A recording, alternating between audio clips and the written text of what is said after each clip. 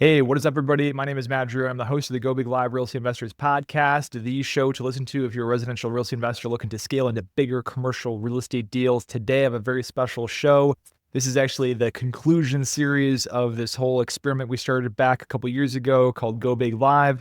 This is a one-on-one episode series where we're going to go in this video, we're going to go into how to develop your commercial acquisition criteria step by step. All right. So backing up a little bit, if you haven't been listening to the show, I have a question to ask, right? Are you tired of hustling for one tiny duplex at a time, feeling like you're picking up pennies when you could be grabbing fistfuls of dollars with bigger deals? In today's episode, we're going to crack the code on scaling up your real estate game commercial style.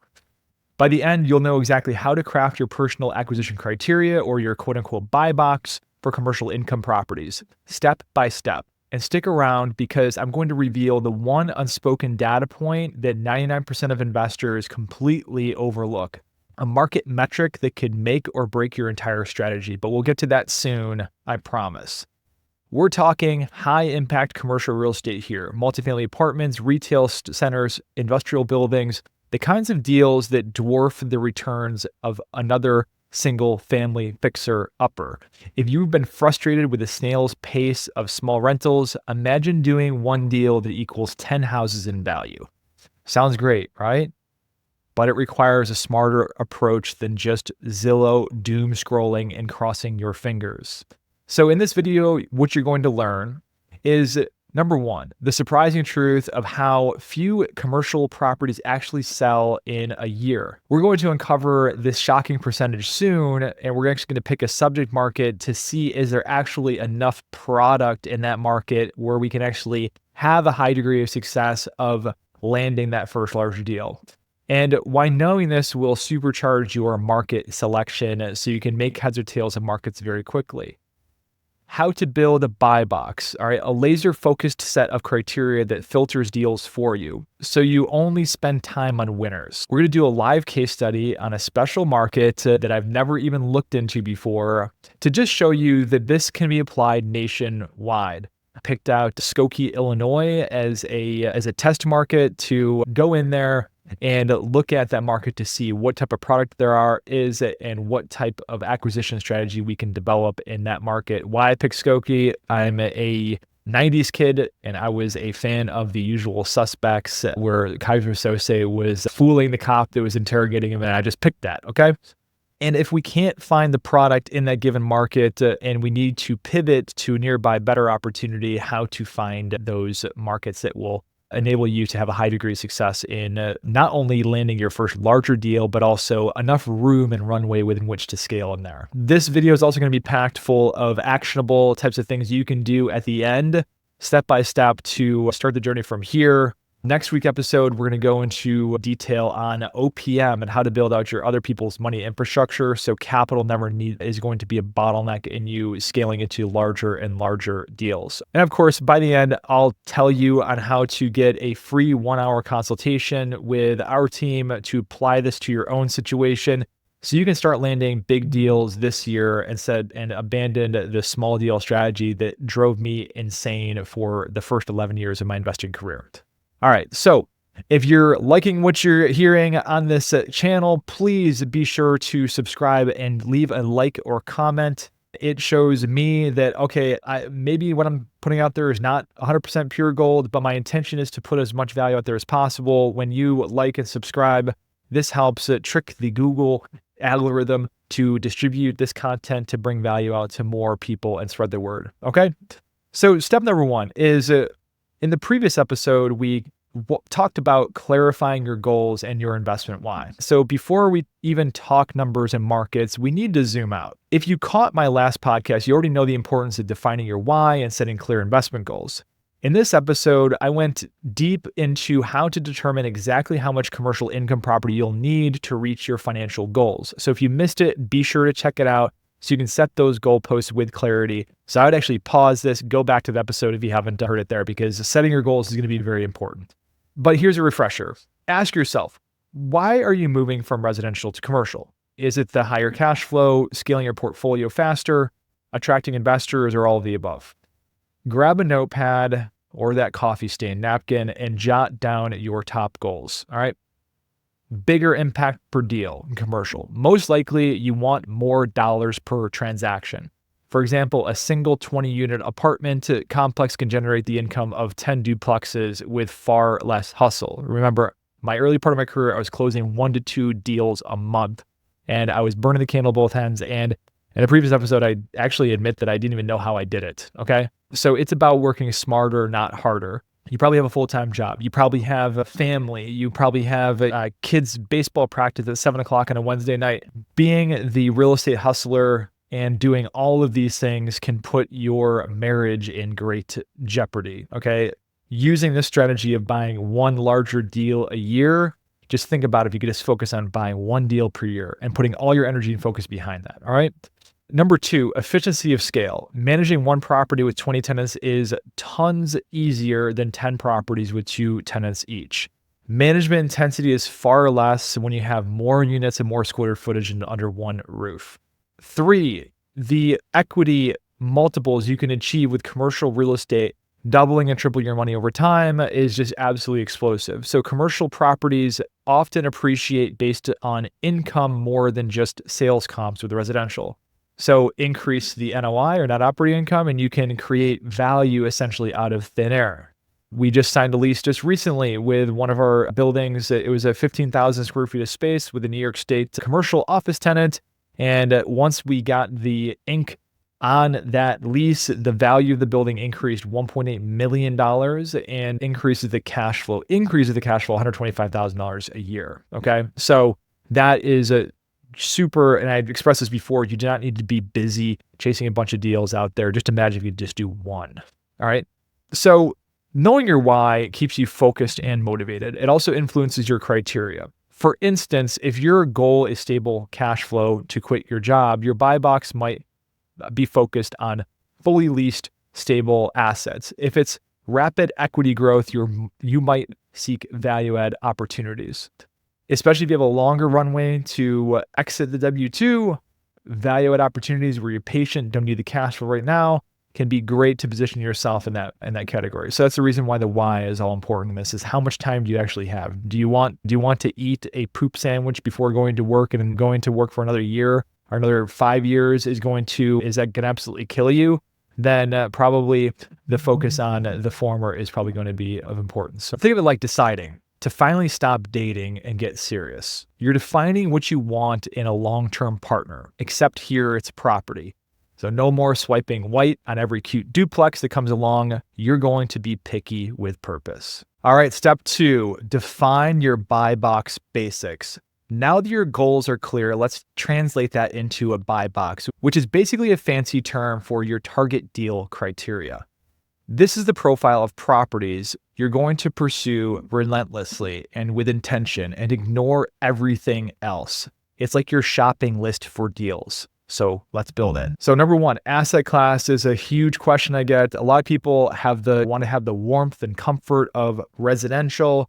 Some of my clients are just like, I don't want to do residential anymore. I don't want to deal with tenants. I want to deal with lower management intensity assets. So let's go through the property types to decide what type of commercial property aligns with your goals and experience. So here's the common options. Number 1 is multifamily apartments. So great for steady rental income and familiarity if you've done residential.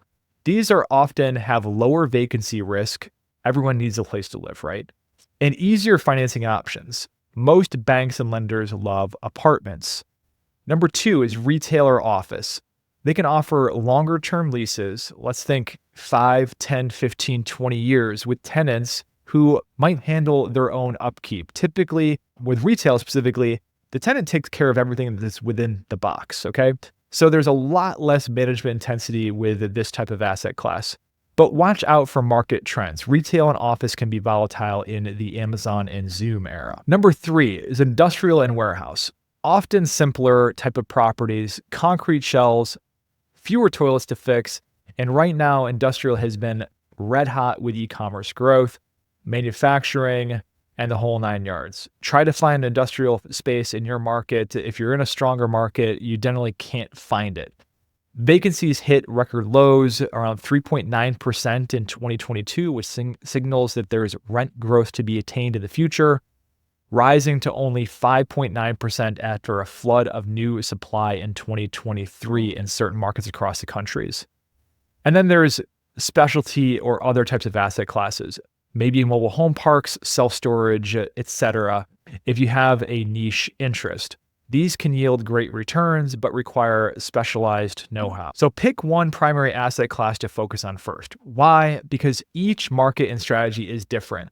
In this video also, if you are flexible between the asset classes, I'm going to go into the exact methodology on if we can't find enough product in that given market for, let's say, multifamily in Skokie, Illinois, how much retail strip plazas exist there. They're between, let's say, 5,000 to 25,000 square feet. So it's better to get deeply familiar with one property than to scatter yourself trying to analyze apartments and strip malls and warehouses all at once. As the saying goes, the fox that chases two rabbits catches none. 2, now we're going to go into deal size. All right, units or square footage and dollar range. Next, define how big is big for you. Are you talking about a 10-unit apartment building, 50 units, 100 units, a small retail plaza of 10,000 square feet? What can you realistically handle and finance right now? The name of the show is misleading. I say a lot, go big or go bigger. But the reality is that if you're doing your first larger deal and your life depended upon it, and you had a $20 million deal that was in front of you, if your life depended upon it, could you raise $5 million worth in 30 days or less? Okay. If you said your life depended upon it and you're like, no, I don't think I could do that, then generally you want to peel back and ratchet down what the deal size is. Generally, my clients are closing if multifamily deals between 10 and 50 units is generally what the range is. So you want to make sure that whatever you're doing in terms of this next jump is going to be achievable, but also significant. Significant meaning that you're actually pushing the boundaries of where you're at. We want to get you outside of the comfort zone with your first larger deal. So if you've only bought $300,000 duplexes, maybe you're targeting something in the $1 to $5 million range for your first commercial deal. So big enough to level up, but not so huge that you're out of your depth and over your skis. In unit count, that might mean 10 to 30 units in a multifamily building. That's dependent upon markets across the country. We're going to go into Skokie, Illinois and see what they trade for in terms of price per unit. Or if it's warehouse, 15,000 square feet possibly. We're going to pull that data using CoStar. It's a service that I subscribe to find a ballpark that stretches you but is going to be feasible. Then this becomes part of your buy box. Example, seeking 20 to 50 unit apartment buildings, $2 to $5 million purchase price, all right? And this should be in line with the market. So when you're communicating with brokers, you don't get looked at like you have three heads. I'm looking to buy a 100 unit deal for $10,000 a unit. Okay, broker, other investors, sellers are absolutely not going to take you seriously. They're going to take you as a noob, and then you haven't done the research yourself to be educated in that market. And then the other thing we're going to target here is target returns and yield metrics. What numbers would make a deal worth it to you? All right. The common metrics that we use are cap rate. This is the unlevered return or income capitalization rate. Maybe you say, I want at least a 6% cap rate going in.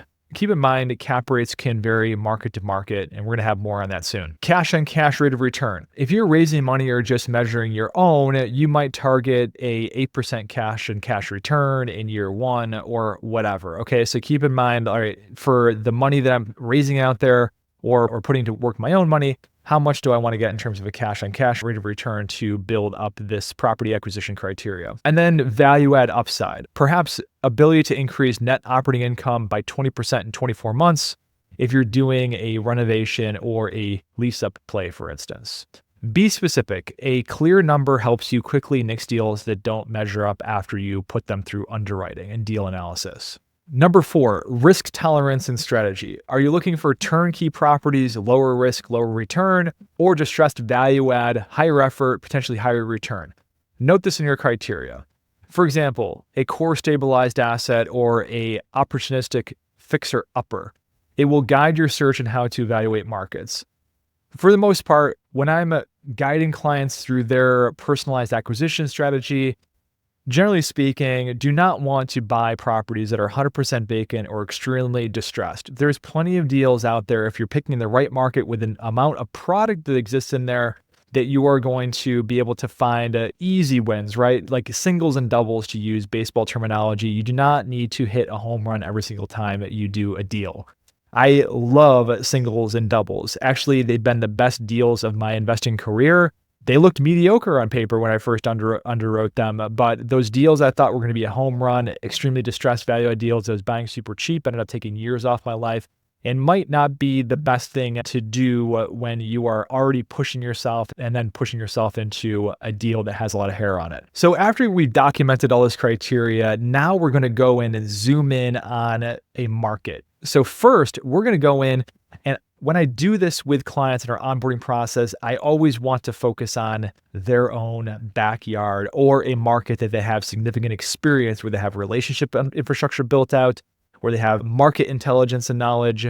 I'm going to try to exhaust that market the most. But let's say you live in Skokie, Illinois, and we're doing this together one-on-one as me with your client, and we're going to explore this market and see what we can actually do with it and if we can actually find potential deals there. All right, cool. The screen you're looking at right now, by the way, if you are listening to this on the podcast platform, this is a screen sharing intensive episode, so make sure to hop over to YouTube to actually watch this. Hopefully you're not driving right now, but you're going to get a lot more value actually looking at my screen. So this is CoStar LoopNet. This is not something, unless you're an active real estate investor like myself that has an advisory service business where I advise other investors how to do the same exact thing. I paid $10,000 a year for this software, okay? The reason why CoStar is so powerful is that they are the largest research organization in the United States next to the Bureau of Labor Statistics. So they have a ton of data on properties and markets across the country. That being said, very powerful tool for my own business and scaling, as well as servicing my clients as well. We looked up Skokie, Illinois here, and now we're going to zoom in.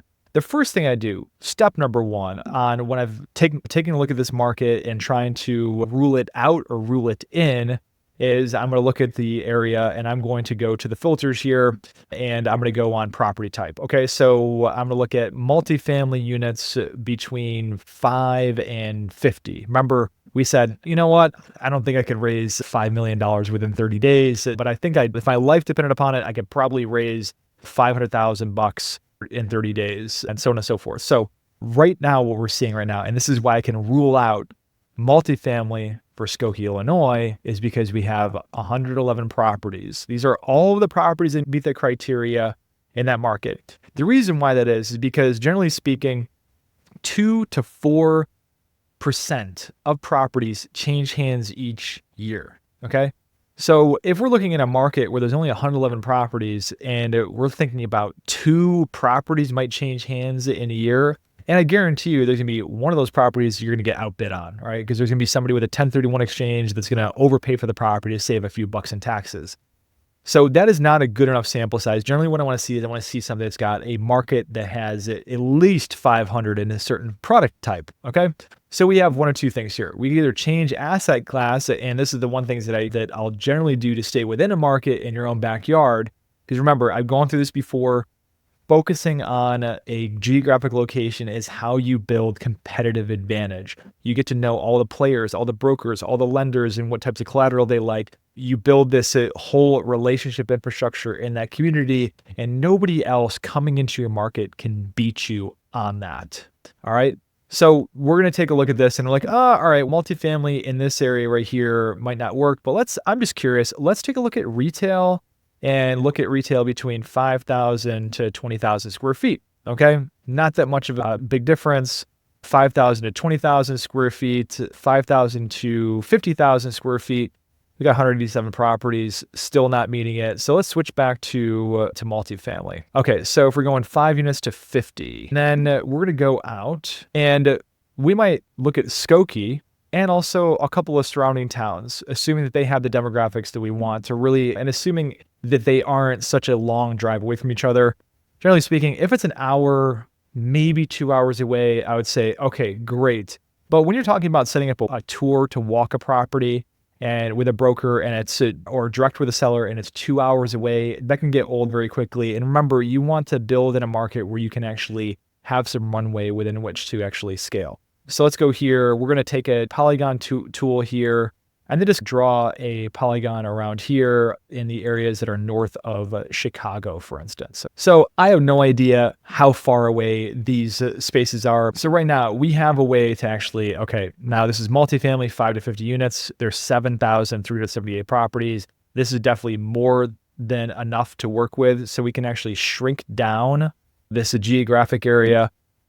We're going to look into other adjacent areas. I'm trying to just illustrate this to you on this training so that you can then apply it in finding your own target market for your acquisition criteria as well.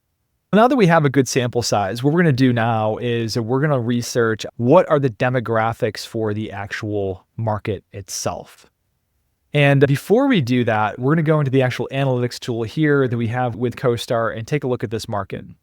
Now, we do a much bigger deep dive on this, and we don't want to pull in areas that are junk properties and areas that are high crime, extremely low income. They're just not going to be a good investment criteria for us. What we pull through here is we see market cap rates of 6.8%. This is generally good enough for, we don't want to have cap rates or market cap rates in a market where they're so high.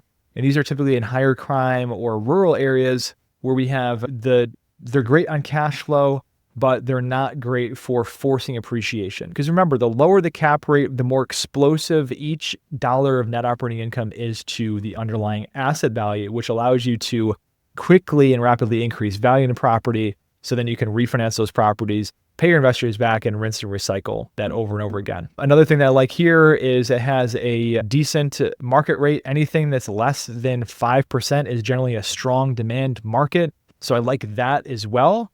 And then also right here, I also going to look at area income. So I'm going to jump over to an actual other report to go in and formulate this test of value. So when we're looking at a market, this demographic report that I pull for all the markets in which I serve clients across the country is going to be really important. All right. So what I want to look at, and the numbers I'm looking at right here to evaluate the health of this market is one is the median household income in the 1, 3, and 5 mile radius. Generally speaking, I want to have invest in areas that have the 1 mile is higher than the 3 and 5 mile, for instance. In this case, it's lower, not by much though, not too much of a concern for formulating an investment thesis.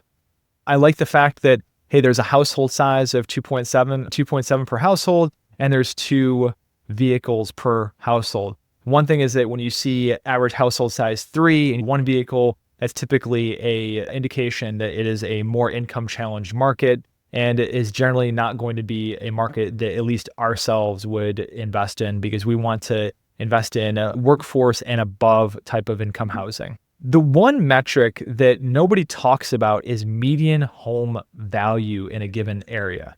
The one thing that I do like about this metric here is that the median home values are pretty flat across the 1, 3, and 5 mile. So we're going to research the actual market for single family homes. Why does it apply to apartments, for instance? The reason why is because I've operated assets in areas where monthly rental prices were on par with what it costs to own a home on a monthly basis when you account for mortgage, taxes, and insurance. And when you have that dynamic where they're meeting head on head with each other, then you're going to have a very poor retention factor with tenants, for instance, because you're going to have tenants that are going to use you. They might be a decent income, but they're going to use you to stay for a couple of years until they save up for a down payment for a house. And then they're going to say sayonara, goodbye. And retention is an absolute deal killer when it comes to influencing the profitability of an investment. We make money when residents stay for the long term. So we're going to take a look at here as I pulled a house that was in alignment with that median home value, and we found this property that is right here in Skokie, and this one is $345,000, a 2-bed, 1-bath house. We looked at the actual market. There's a lot of 2-bedroom apartment inventory because this is more of a family-oriented area based upon my very limited research. Remember, I've never looked up at anything regarding to Skokie, Illinois. So if there's anything that I'm putting in here that is wrong and you're from Skokie, definitely drop in the comments below. So what we're going to do is we're going to run the actual mortgage payments when you account for mortgage, taxes, and insurance. And right here, I could do this more scientifically. I don't even know this is actually correct, but I'm just going through the actual methodology that you can do to figure out whether a market is primed for good retention and also upside to potential growth in rental income. So on here, we have a total estimated $2,424 a month. Now we look at the market rent per unit for rent. This is about $1,000 per month difference when we're looking at this. And especially if we go down here in this market analytics report and we're looking at by bedroom, right here, we see 2-bedroom apartments that on average are around $1,600 a month. So there's still a good margin between renting and home ownership that can create good fundamentals for within this to be a good location to look into and add it to your short list. So step 5, case study, decision, conclusion, Skokie in or out. All right. So we went through this.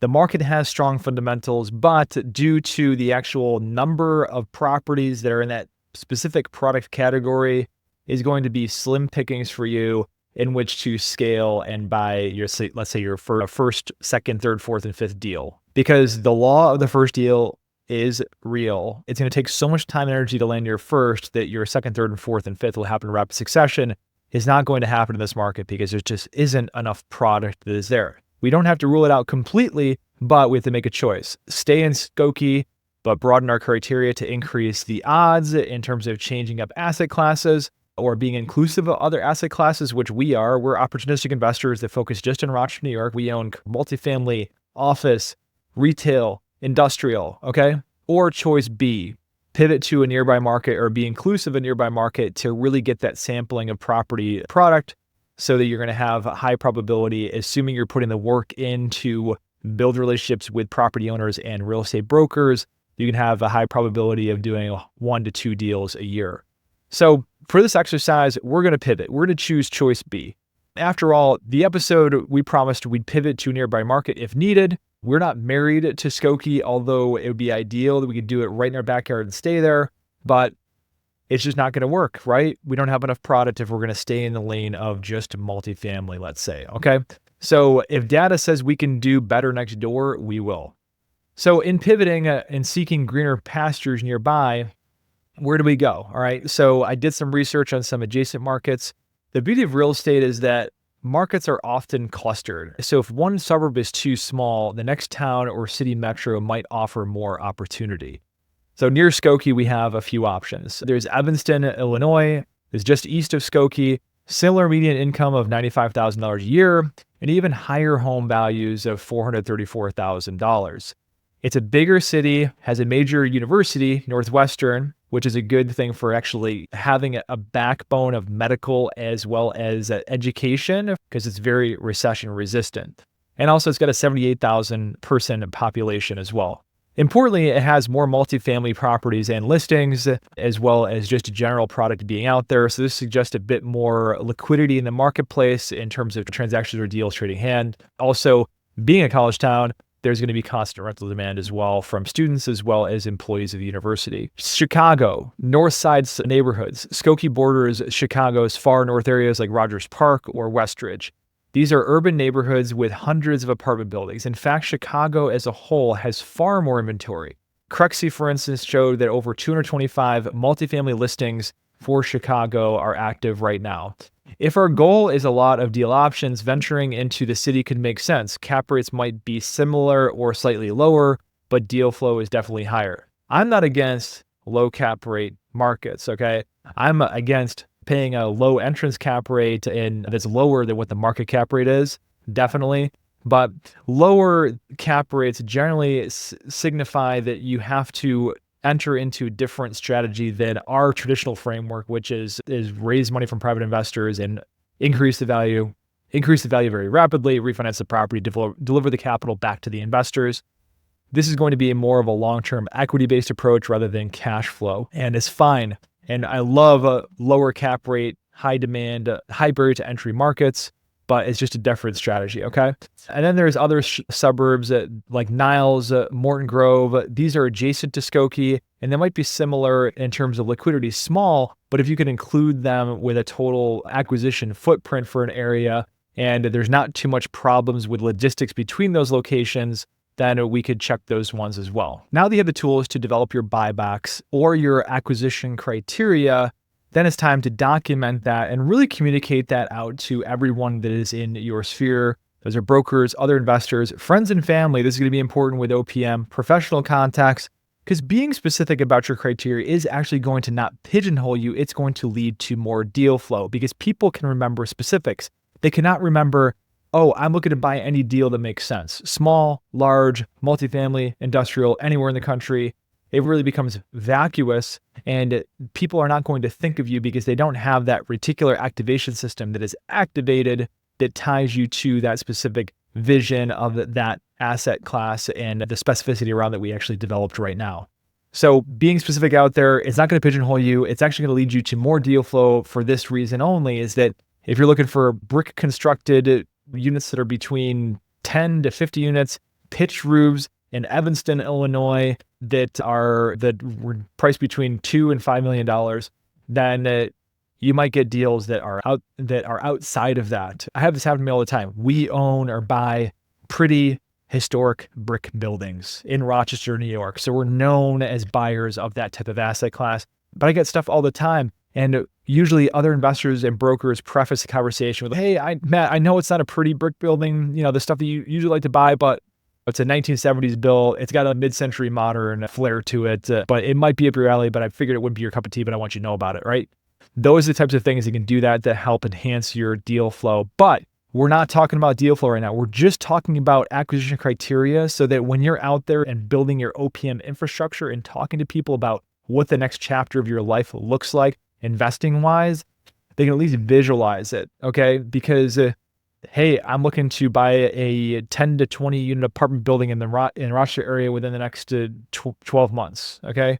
Or I'm looking to buy something somewhere at some time. People are not going to remember that, and they're also not going to take you seriously. So when you've actually done your homework, you have your acquisition criteria, then people are going to take you seriously as an investor that's done your homework, you identified a market, you identified a thesis, and so that's the first step. Next episode, we're going to talk about OPM and how to build out your OPM infrastructure. This is the number one thing, the most time-sensitive thing. So don't think that you can start going out there and chasing deals, making offers at this point in time. You got to work on your OPM infrastructure because this lie, it absolutely annoys the hell out of me that buying the deal and the money will come is not true at all. All right. You have to find the money first. Okay. Meaning that you need to build the relationships first and then go after the deal. So we're going to talk about that next week's episode. In the meantime, if you found value out of this, please leave some comments below. If you think that I could have covered things differently or improved it, please leave that feedback below or any questions.